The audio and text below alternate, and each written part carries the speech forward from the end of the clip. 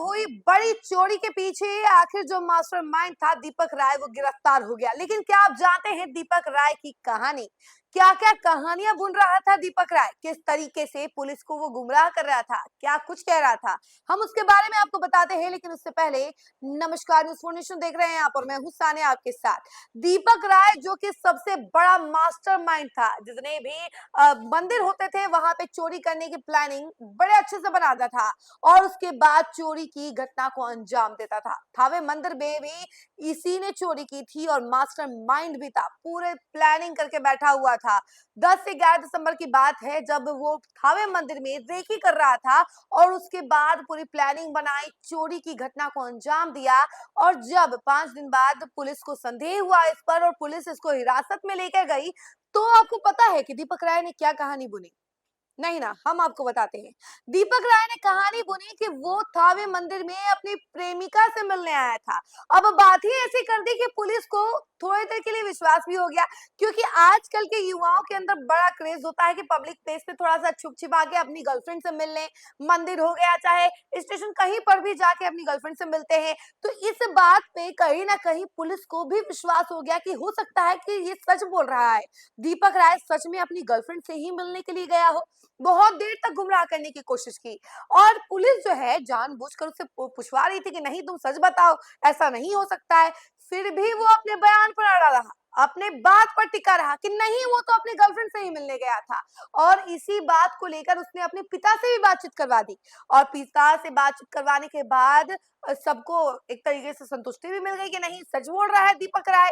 और उसके बाद पुलिस जो है उसको खुद स्टेशन छोड़कर आई।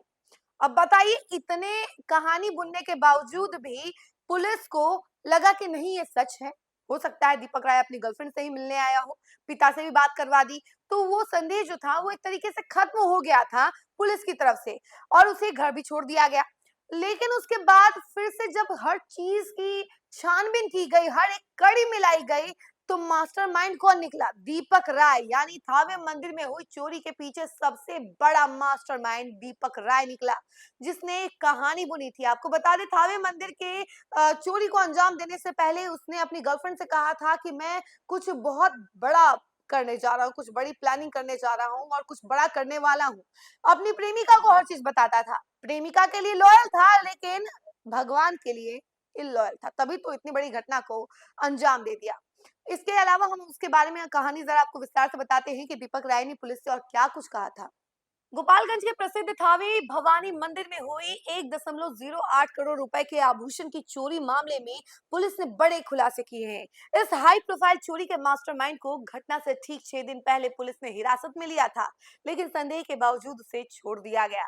पुलिस की सख्ती और लगातार सवालों के बावजूद आरोपी अपनी कहानी पर अड़ा रहा। इसके बाद पुलिस कर्मियों से उसने अपने पिता से फोन पर बात भी कराई। पिता के हस्तक्षेप के बाद पुलिस ने आरोपी को सरकारी गाड़ी से रेलवे स्टेशन तक छोड़ा। मास्टरमाइंड की पहचान उत्तर प्रदेश के गाजीपुर जिले के रहने वाले दीपक राय के रूप में हुई है। आरोपी ने पुलिस पूछताछ में जानकारी दी कि उसने चोरी की प्लानिंग कैसे और कब की थी। पुलिस का कहना है कि 13 नवंबर को जेल में रिहा होने के बाद दीपक ने अपनी गर्लफ्रेंड से कहा था कि वो कुछ बड़ा करेगा। उसकी गर्लफ्रेंड प्रयागराज की रहने वाली है। एसपी अवधेश दीक्षित ने बताया कि थावे मंदिर से पहले दीपक महाराष्ट्र के पुणे में एक फेमस मंदिर में चोरी की योजना बना रहा था। मास्टरमाइंड दीपक राय ने 6 से 8 दिसंबर तक लगातार गूगल, यूट्यूब पर मंदिरों से जुड़ी जानकारियां सर्च की थी। यानी कि आपको बता दें कि दीपक राय जो है ये बहुत बड़ा पहुंचा हुआ खिलाड़ी है। ये आज का खिलाड़ी नहीं है, बहुत पुराना खिलाड़ी है और इसके लिए उसने पूरी प्लानिंग बहुत अच्छे से की थी। यूट्यूब, गूगल, जिसको एक तरीके से जानकारी का एक केंद्र माना जाता है। लोग जो है गूगल पे कई सारी इंफॉर्मेशन इकट्ठा करते हैं और इसी का फायदा इस दीपक राय ने उठाया। यूट्यूब, गूगल का फायदा ऐसे उठाया कि जानकारी ली सारे मंदिरों की कि आखिर कौन सी चीज कहाँ रखी हुई है, कौन सा पार्ट किधर है, किधर से भागने में आसानी होगी, हर चीज का डिटेल यूट्यूब और गूगल से इसे मिला। उसके बाद उसके मोबाइल फोन से पुणे के एक प्रसिद्ध मंदिर की वेबसाइट, वहां के मुकुट, गर्भगृह और इसके अलावा सुरक्षा व्यवस्था से जुड़े वीडियो और तस्वीरें देखे जाने के सबूत मिले हैं। हालांकि उस मंदिर का नाम पुलिस ने नहीं बताया है।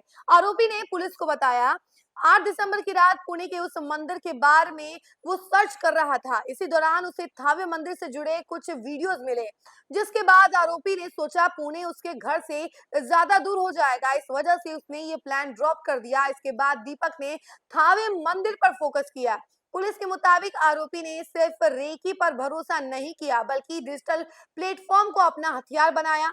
उसने 9 से 13 दिसंबर तक करीब 10 से 12 यूट्यूब वीडियो देखे। मंदिर की वेबसाइट यूट्यूब पर श्रद्धालुओं के वीडियो, ड्रोन और रील्स में दिख रहे कैमरा एंगल और गूगल मैप से रास्तों की जानकारी, इन सबको जोड़कर उसने चोरी की पूरी ब्लूप्रिंट तैयार की। आरोपी के मोबाइल फोन से यह सर्च हिस्ट्री बरामद की गई, जिसे पुलिस ने ठोस डिजिटल सबूत माना है। पुलिस जांच में सामने आया है कि 10 से 11 दिसंबर की रात दीपक ने निर्माणाधीन भवन मंदिर की दीवार रस्सी के सहारे चढ़ने का तरीका सब तय कर लिया था। सीसीटीवी फुटेज में भी 10 से 11 दिसंबर की रात चोर की मौजूदगी निर्माणाधीन भवन और मंदिर की दिशा में कैद हुई है। एसपी ने आगे बताया कि थावे मंदिर आभूषण चोरी कांड को सुलझाने में सबसे अहम भूमिका एक अज्ञात फोन कॉल ने निभाई।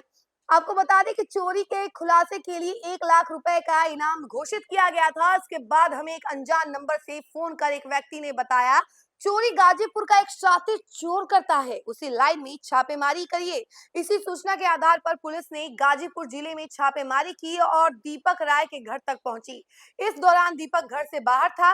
परिवार वालों से पूछताछ में पता चला कि दीपक पहले भी चोरी के आरोप में जेल जा चुका है। हम लोगों ने दीपक की तलाश के लिए बॉर्डर पर पुलिस टीम को एक्टिव किया। इसी दौरान 22 दिसंबर की रात आरोपी यूपी बॉर्डर के पास गोपालगंज से उसे अरेस्ट किया गया। तकनीकी जांच में मंदिर के लॉकर, दीवार रस्सी पर मिले फिंगरप्रिंट भी दीपक राय से मैच कर गए। इससे यह पूरी तरह स्पष्ट हो गया कि थावे मंदिर चोरी का मास्टरमाइंड वही है। पुलिस रिकॉर्ड के अनुसार गिरफ्तार आरोपी पेशेवर मंदिर चोर है। वह इससे पहले वाराणसी, मऊ सहित पूर्वांचल के कई बड़े मंदिरों में चोरी की घटनाओं को अंजाम दे चुका है। यूपी के मऊ के शीतला भवानी मंदिर चोरी कांड में भी मार्च 2025 की अगर बात की जाए तो महीने में आरोपी जेल गया था। 3 नवंबर 2025 में जेल से बाहर आने के बाद वह दोबारा एक्टिव हो गया और थावे मंदिर को निशाना बनाया। गोपालगंज एसपी ने आगे बताया कि आरोपी बास्केटबॉल प्लेयर भी रहा है।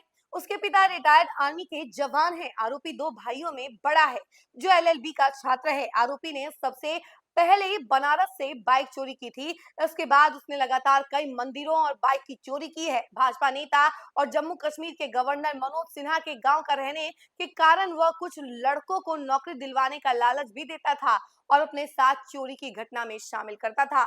तो देखा आपने कि किस तरीके से दीपक राय ने मास्टरमाइंड प्लानिंग की थी और उसके बाद थावे मंदिर में चोरी की घटना को अंजाम दिया। और ये सारे मतलब एक तरीके से कहा जा सकता है क्लू के पीछे जो मेन रीजन है वो है गूगल और यूट्यूब से जानकारी ली, हर एंगल से थावे मंदिर के बारे में रिसर्च किया, ड्रोन एंगल देखा, मैप देखा, हर एक जानकारी को केंद्र किया। उसके बाद उससे एक क्लू में बांधा, उसके बाद उसी क्लू पर इसने चोरी को अंजाम दिया। थावे मंदिर में इतनी बड़ी चोरी हुई और इससे पहले भी ये बहुत बड़ी बड़ी चोरियां कर चुका है और इससे पहले इसकी प्लानिंग थी कि पुणे के एक मंदिर में वो चोरी करेगा। खैर उसका खुलासा नहीं हुआ, लेकिन हाँ इसकी प्लानिंग कहीं और की थी, लेकिन पुणे ज्यादा दूर हो जा रहा था। इसी वजह से इसने प्लानिंग किया कि हम थावे मंदिर में जाके चोरी को अंजाम देंगे। और पहले जिस तरीके से इसने कहानी बुनी थी कि वो अपनी गर्लफ्रेंड से मिलने गया था, प्रेमिका से मिलने गया था, इसके बाद पुलिस को थोड़ी देर के लिए विश्वास हो गया, लेकिन पुलिस है इससे कोई बच ही नहीं पाया है आज तक। तो ये कैसे बच जाएंगे? इतने बड़े चोर हैं, इनको तो पकड़ना जरूरी था। तो प्रशासन ने भी एकदम से निशाना बना रखा था कि थावे मंदिर के चोर को पकड़ ही लेना है और इसके लिए खूब सारी प्लानिंग की और उसके बाद इन्हें सूचना भी मिली, जिसके बाद जो है छापेमारी की गई और दीपक राय को पकड़ लिया गया। उसके बाद पूरे घटना का खुलासा हुआ कि आखिर कैसे ये चोरी हुई और किस तरीके से इस मास्टरमाइंड दीपक राय ने इस चोरी को अंजाम दिया। इस खबर में फिलहाल के लिए इतना ही। ऐसी तमाम अपडेट के लिए जुड़े रहे हमसे और देखते रहे न्यूज़ फॉर नेशन। धन्यवाद।